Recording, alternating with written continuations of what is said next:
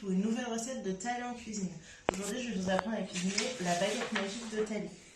Donc, c'est une baguette de pain qui se fait sans machine à pain, donc sans pétrissage et qui se fait très rapidement, très facilement. Pour cette baguette, vous aurez besoin de 375 g de farine, 300 ml d'eau tiède, et je dis bien tiède, pas chaude parce que l'eau chaude ça tue les levures, un sachet de levure de boulanger et une cuillère à café de sel. Donc, encore une fois, on vérifie bien qu'on s'est lavé les mains, qu'on s'est attaché les cheveux et on peut y aller.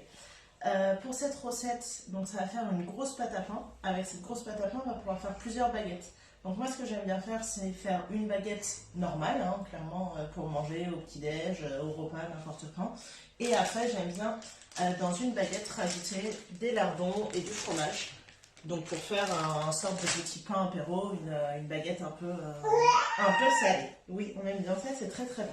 Au niveau du choix des farines, en général pour le pain, c'est plutôt de la farine T45, T50, T55. Moi j'avoue, au niveau de la farine blanche, je prends le premier paquet de farine tout bête qui vient. Par contre, pour le pain, ce que j'aime bien, c'est acheter de la farine un petit peu plus haut de gamme, on va dire, multicéréales, de la farine complète, des choses comme ça. Et sur les 375 g, je fais 200 g de farine blanche et 175 g de farine un peu plus sympa. Comme ça fait un pain qui est mi-blanc, mi-céréales ou mi-blanc, mi-complet. Alors, j'ai déjà fait les pesées pour que ce soit plus rapide. Donc là, il y a un mélange de 200 g de farine blanche et de 175 g de farine bio multicéréales. Alors, la première étape de cette recette, ça va être de prendre le sachet de levure de boulanger. Attention, pas levure chimique, bien levure de boulanger. Pas celle pour les gâteaux au yaourt, donc. De l'ouvrir et de le mettre dans un saladier. Donc vous voyez, c'est bien celle qui est marron et pas celle qui est blanche. C'est des petites graines. C'est pas de la poudre blanche qui ressemble à la farine comme la levure du boulanger. On prend notre eau tiède, donc 300 ml, encore une fois, avec un verre doseur ou ici un biberon, et on en met un petit peu dessus. Je répète, l'eau est bien tiède et pas chaude parce que sinon on va tuer l'effet de la levure.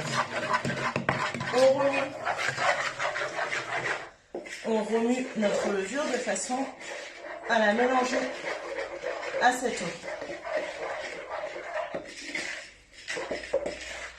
Une fois qu'on a bien actionné toute la levure avec l'eau, on peut mettre le reste de l'eau,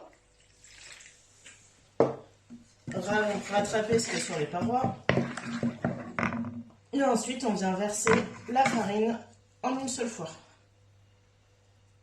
On n'a plus qu'à mélanger grossièrement. Ça fait des grumeaux, c'est normal.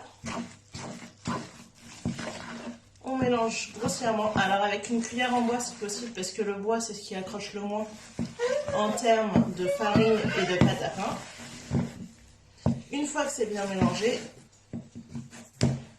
que ça se décolle bien de la paroi, hop, on a bien les mains propres évidemment. On doit arriver à quelque chose comme ça. Ça s'est bien décollé des parois, mais c'est encore très collant. Une fois qu'on a fait ça, tout bêtement, on prend un torchon propre.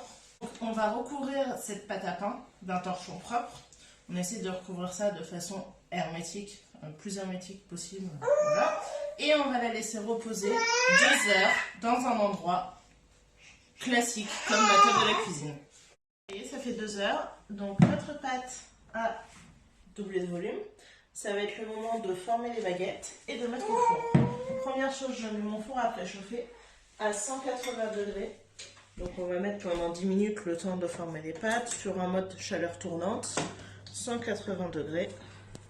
Et très important, je place dans le fond du four une casserole ou un récipient qui va au four rempli d'eau. C'est ce qui va permettre à la baguette de rester croustillante. C'est l'humidité qui va produire l'eau qui va faire que la baguette va être croustillante. Donc on place ça dans le four tant que c'est pas chaud et on referme. Je me farine les... Première chose, très important avant de se fariner les mains, on enlève les bijoux parce que sinon ça accroche. Et ensuite on se farine les mains pour pouvoir travailler la pâte. On va essayer de ne pas en mettre partout.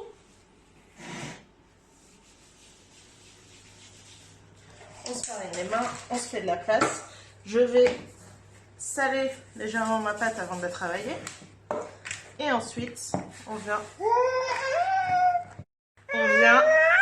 récupérer la pâte et la poser sur le plan de travail.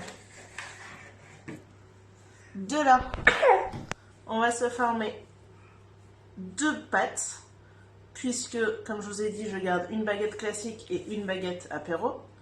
Je mets une pâte de côté. Celle-là, on va dire que c'est la baguette classique, donc je forme tout bêtement un rondin pour faire une baguette. Si ça colle un petit peu, je reprends de la farine pour éviter que ça colle, sans en mettre trop, pour pas que ça ait trop le goût. Et ensuite, je vais la poser sur ma planche de four. La baguette est posée, on prend des ciseaux, tout ce qu'il y a de plus classique, et on va venir entailler la baguette pour que ça puisse faire une belle croûte à la cuisson. Il nous reste plus qu'à former la deuxième baguette. Donc, pareil, on la prend, on prend la boule, on se reprend un peu de farine si besoin. On forme une belle baguette. On la pose à côté de la première.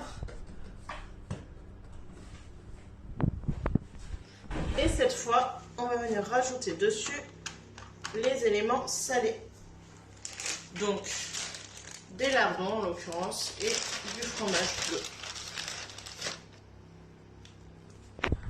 On les pose. Donc ça va aplatir un petit peu la baguette, ce qui n'est pas grave du tout. C'est histoire que ça ne déborde pas trop.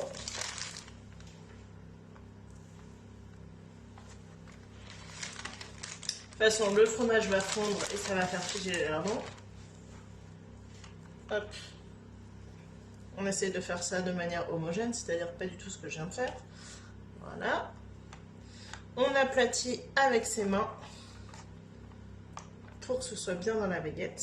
Et une fois qu'on estime qu'on en a mis assez, les baguettes sont prêtes à être enfournées.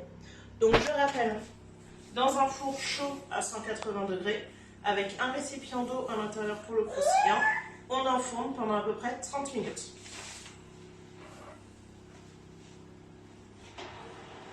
À mi-hauteur.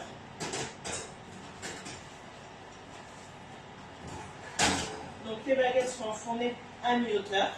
On va laisser 30 minutes et on évite d'ouvrir le four pendant la cuisson. Les 30 minutes sont passées, le four vient de sonner. On sort nos baguettes. Vous voyez, le fromage a un peu coulé, mais c'est pas très grave. On va les laisser refroidir gentiment. Et ensuite, on pourra déguster.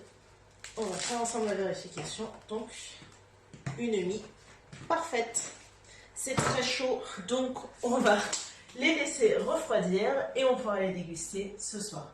J'espère que cette recette vous a plu. N'hésitez pas à nous envoyer sur tous les réseaux Thalie vos réalisations. Et j'espère que votre séjour virtuel se passe bien. À bientôt!